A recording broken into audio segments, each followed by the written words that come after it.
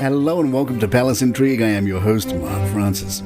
It is expected that William and Kate will lead tributes to Queen Elizabeth II today on the anniversary of her death. The Express reports the couple are to make an emotional pilgrimage to a cathedral in Wales to mark the sad anniversary, leading tributes for the late Queen at St. David's Cathedral. As previously reported, Prince William will pay homage to his beloved grandmother, honouring her life and legacy, but will also make sure to strongly look to the future. William is not expected to speak at the cathedral, but the couple will together be shown around the ancient church in St. David's.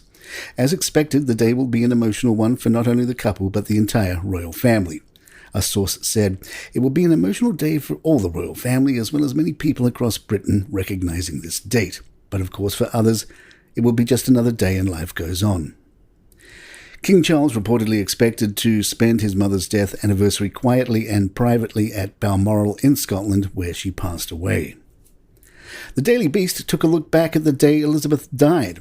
A friend of the family told the Daily Beast, "Everyone knew intellectually that she could die at any moment, but on Wednesday no one expected her to die on Thursday. After all, the Queen had held a meeting with the new PM, Liz Truss, just days before." A source told the Daily Beast, "The secret of her failing health was well guarded, but she had actually been very unwell for a lot longer than most people knew. She was periodically in a great deal of pain, her eyesight was failing, her hearing was failing, and she would easily get confused. She found it very hard to move.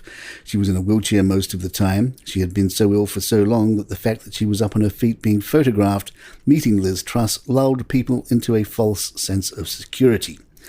Another source told the Daily Beast before her death that the Queen had been diagnosed with bone cancer. This was subsequently also reported by her friend and biographer Giles Brandreth after her death. The condition is often extremely painful, and the main form of care tends to be palliative and involve large doses of powerful painkillers, which can have a disorientating effect.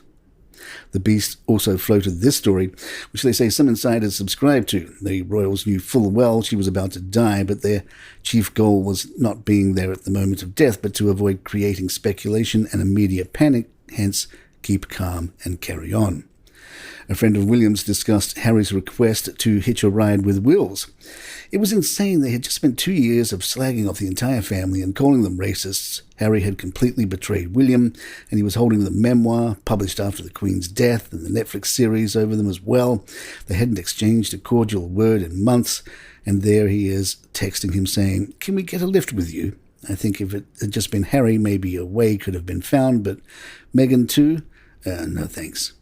Harry then announced he was heading to Balmoral. A former palace staffer told the Daily Beast, "You need an invite to go to Balmoral at any time, let alone a moment of massive constitutional upheaval." They knew Meghan wasn't wanted. No one had replied to their messages. No one had invited her to come. Kate, who had known the Queen for decades, wouldn't have dreamed of being there at her deathbed. But for some reason, Meghan wanted to insert herself into it, so they tried to bounce the future king into accepting it by publicly announcing it. Palace Intrigue will be right back. Royal fans gathered their pet corgis outside Buckingham Palace last weekend. The Independent tells us around 20 corgi-owning royal enthusiasts dressed their pets in crowns, tiaras and royal outfits to parade them outside the palace. Agatha Creer-Gilbert, who organised Sunday's event, said she would like the corgi match to take place every year in Elizabeth's memory. "I can't see a better way to remember her than through her corgis, through the breed that she loved and cherished throughout her life," she told Associated Press. "You know, I can't get used to the fact that she's not physically around us, but she's looking at us. Look, the sun is shining. I thought it would shine on us today." After the Queen died, Prince Andrew's ex-wife, Sarah Ferguson, adopted her 2 corgis, Muick and Sandy. A national memorial to Queen Elizabeth II will be unveiled in what would have been the monarch's 100th birthday year, the government has confirmed. The Queen Elizabeth Memorial Committee will consider proposals for both a permanent memorial and a national legacy programme. GB News reports Lord Robin Javron, who served as the late Queen's private secretary from 1999 to 2007, will chair the committee. Writing for The Telegraph, Deputy Prime Minister Oliver Dowden said, "For more than 70 years she was our greatest public servant, an anchor of stability in an ever-changing and often uncertain world. Queen Elizabeth II will forever be an icon of the very best of our values in the British spirit." I know that her memorial and programs created in her honour will champion the example she set and inspire a renewed sense of public service for generations to come. We have a proud history of memorialising our kings, queens and other great figures in our history. Statues of Queen Elizabeth's parents stand proudly on the Mall. Her late Majesty's grandfather, George V, overlooks Parliament, and Queen Victoria commands the front of Buckingham Palace, just as her husband is magnificently memorialised near Hyde Park. The new Queen Elizabeth Memorial will carry on this tradition. And there you have it. If you'd like to email us, our address is thepalaceintrigue@gmail.com. Please head on over to YouTube or youtube.com and do a search for Palace Intrigue there and hit the subscribe button for us. You don't have to listen to the show again, but it will really help us out. I'm Mark Francis. My thanks to John McDermott. This is Palace Intrigue, and good times.